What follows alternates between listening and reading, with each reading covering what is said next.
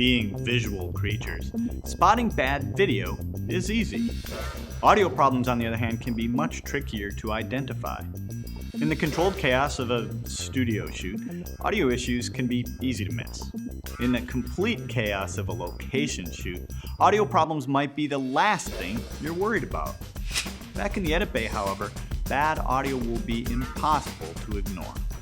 In this simple, direct, and pragmatic segment, we're going to tell you what you need to know about an electronically clean audio signal path from your microphone to your gear.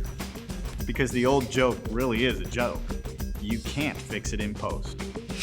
This is TechKnow.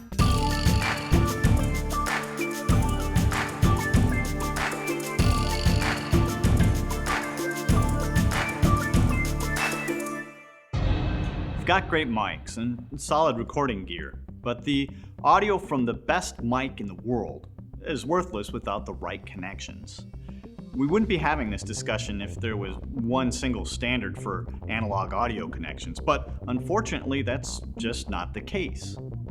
Let's start with the 3-pin XLR connection, which is found on basically all professional microphones. This is known as a balanced connection, and the 3 pins and the wires in the cable work like this. Number 1 is a grounding wire, which can also act as a shield. Number 2 is a signal wire. And this third wire carries an out-of-phase signal that balances the signal wire. The third balanced wire's polarity is inverted, or 180 degrees out of phase, with the primary signal wire. The idea here is that any extra noise that's introduced into the cable along the run is canceled and eliminated at the receiving end by the out-of-phase signal. In a completely balanced system, this is indeed what happens. Unbalanced audio cables can only realistically be run for a couple of meters without problems, but balanced cables can and often do run for 10, 20, or 30 meters or more. Unfortunately, we don't always have the luxury of working in a completely balanced audio system. Ever since the advent of the Sony Walkman, the most common connection on consumer camcorders and computers is the 1/8-inch mini plug. Professional microphones, however, almost always have a balanced 3-pin XLR connection. It's easy enough to pop into your local Radio Hut and find an XLR to mini plug adapter for a couple of bucks. And you know what? Sometimes it'll work. More often than not, however, it won't. And this is what you'll hear. Let's be clear here. This isn't a matter of the quality of the connector, and buying expensive gold-plated adapters and cables will not fix this problem. This sound is a 60 Hz hum, which, not coincidentally, matches the frequency of our alternating current electricity in the United States. There are also harmonics in there that you can hear at 120 Hz, 180 Hz, and 240 Hz, and so on. The difference between a hum and a buzz is that a buzz has more of these overtones present. The 60 Hz hum is caused by a voltage differential between various pieces of audio gear in your system, and it can potentially creep into the audio signal path either by radiation of the power signal through the air or directly through connected electrical wires. Shielded, balanced cables can help eliminate this interference, but they aren't a cure-all. The easiest, safest, and least expensive way to kill a 60 Hz ground loop hum is to unplug your gear from the wall. If your shoot is short enough and you have enough batteries and backups, running XLR cables to your camcorder and simply converting to the mini plug with your adapter will be about all you need to do. When you connect a professional microphone to a consumer camcorder, even a good one, you're going to need to convert from a balanced signal to an unbalanced one at some point in the signal path. There are quite a few simple passive adapters you can get. The most common ones simply connect the ground and the signal pins to the left channel and ignore the third balanced pin entirely. Since basically all professional microphones are monophonic anyhow, this is all you will need to do, except that back in your edit bay, you're going to need to duplicate the left channel to the right channel. One warning here, be very cautious about using an XLR to stereo mini plug adapter to send a balanced signal to both channels. The left and right channels can and will cancel each other out. One item that may help with our 60 Hz hum problem in very particular situations is a ground lift.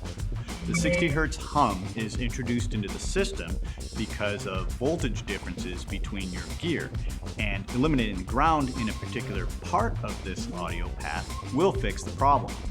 One way to effectively eliminate a ground is to simply not connect the ground pin at all with one of these little buggers that you can buy at the hardware store for about 25 cents. Notice that I said effectively eliminate the ground and not safely eliminate the ground. This will indeed stop the 60 Hz hum in many situations, but it is not recommended, especially with expensive audio video equipment. If you're connected to the wall, something in the path needs to be connected to the ground for safety's sake. There are special ground lifters designed for audio equipment, but generally speaking, these will not work for simple microphone to camcorder audio systems. Since the hum is caused by voltage differentials between various pieces of equipment, and in this situation, there really aren't all that many pieces of equipment involved. Another simple device that can work on an audio connection is an isolation transformer.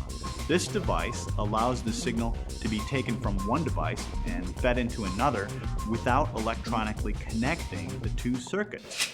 For microphone to camcorder connections or microphone to computer connections, it would be great to have a device that can also deal with different impedance levels as well. For the sake of keeping this discussion short, let's just say that your CD player or iPod outputs a high Z line level signal and your microphone outputs a low Z mic level signal. Consumer camcorders and computers are generally very tolerant of consumers plugging the wrong device into the wrong hole. For example, plugging an iPod into a mic jack. Theoretically, plugging a line-level signal into a mic-level input could seriously damage your equipment. In practice, however, it rarely does. The consequence of this is that when you plug a professional mic into a 1/8 inch mic input, the levels from the mic just aren't going to be high enough. So what we really need are two pieces of equipment to get our low-level microphone signal into our consumer gear. First, we need some sort of XLR to mini plug adapter, and second, we need something that can boost the signal a bit, like a mixer or a small preamp. Fortunately, this is not an uncommon problem, and there are a number of solutions. This little device I'm looking at here is generically known as a direct box.